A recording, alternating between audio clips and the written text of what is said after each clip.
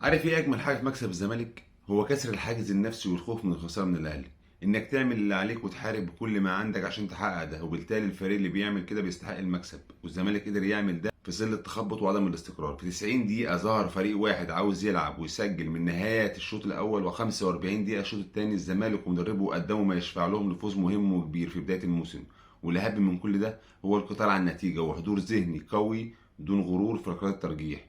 وفي اعتقاد النقطة الفاصلة في فوز الزمالك على الأهلي تحول لعيبة الزمالك من العصبية للهدوء والتركيز، لأننا كلنا كنا متوقعين إن الزمالك بعد ضربة الجزاء والخناقة اللي حصلت هينهار، فعاش بجد اللعيبة. أما الأهلي كان عنده حاجات كتير قوي تشفع له إن هو يخسر. أولها إن اللعيبة نازلة تاخد اللقطة عارفة إنها تكسب. كل المقومات كانت مع الأهلي، لعيبة سوبر وإدارة مستقرة ومدرب شاطر وصفقات وفلوس وزمالك منهار، وفوق كل ده معاك السعوديه وتركي آل الشيخ. هتعوز ايه تاني عشان تكسب؟ لدرجه ان في لعيبه كانوا بيتفقوا على المبالغ الماليه اللي هيطلعوا بيها من القنوات والمقابلات بعد ما يكسبوا البطوله، غير ان نفس اللعيبه دي كانت ليهم لقطات بيشوفوا هيحتفلوا ازاي لما يسجلوا. الزمالك استحق البطوله. مبروك نادي الزمالك وهارد لك جمهور الاهلي.